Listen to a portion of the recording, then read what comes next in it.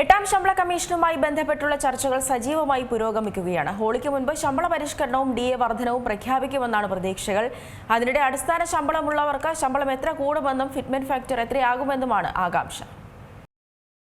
രാജ്യത്തെ സർക്കാർ ജീവനക്കാർക്കിടയിൽ എട്ടാം ശമ്പള കമ്മീഷനുമായി ബന്ധപ്പെട്ടുള്ള ചർച്ചകൾ സജീവമായി പുരോഗമിക്കുകയാണ്. ഹോളിക്ക് മുൻപ് ശമ്പള പരിഷ്കരണവും DA വർധനവും പ്രഖ്യാപിക്കുമെന്നാണ് ജീവനക്കാരുടെ പ്രതീക്ഷ. ഏഴാം ശമ്പള കമ്മീഷനിലെ വർധനവിന് സമാനമായ രീതിയിലാണ് എട്ടാം കമ്മീഷനും പ്രഖ്യാപിക്കുന്നതെങ്കിൽ ശമ്പളത്തിൽ വലിയ മാറ്റമുണ്ടാകും. നിലവിൽ 18,000 രൂപയാണ് ജീവനക്കാരുടെ അടിസ്ഥാന ശമ്പളം. എട്ടാം ശമ്പള കമ്മീഷനിൽ ശമ്പളം എത്ര കൂടുമെന്നും ഫിറ്റ്മെന്റ് ഫാക്ടർ എത്രയാകുമെന്നുമൊക്കെയുള്ള ചർച്ചകളാണ് ഇന്ന് സജീവമായി നിലനിൽക്കുന്നത്.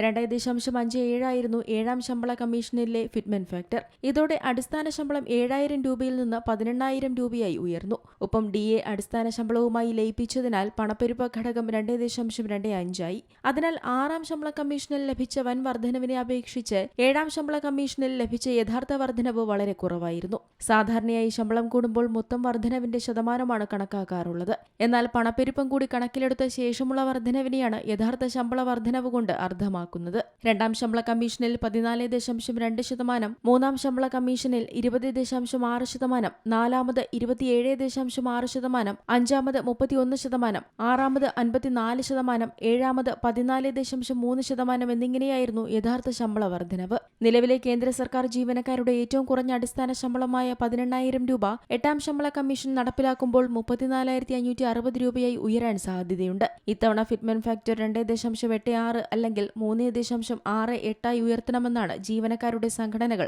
ആവശ്യപ്പെടുന്നത്. ഫിറ്റ്മെന്റ് ഫാക്ടർ 1.92 മടങ്ങായി വർദ്ധിപ്പിച്ചാൽ പോലും 18,000 രൂപയിൽ നിന്ന് 34,560 രൂപയായി ഉയരാൻ സാധ്യതയുണ്ട്. കൂടാതെ ജീവനക്കാരുടെ ശമ്പള വർധനവിന് ആനുപാതികമായി പെൻഷൻകാരുടെ കുറഞ്ഞ പെൻഷനിലും വലിയ വർധനവുണ്ടാകും. News desk Zee Malayalam news. ഏറ്റവും പുതിയ വാർത്തകളും വിശേഷങ്ങളും വിരൽത്തുമ്പിലറിയാൻ സീ മലയാളം ന്യൂസ് എല്ലാ ഡിജിറ്റൽ പ്ലാറ്റ്ഫോമുകളിലും ലഭ്യം.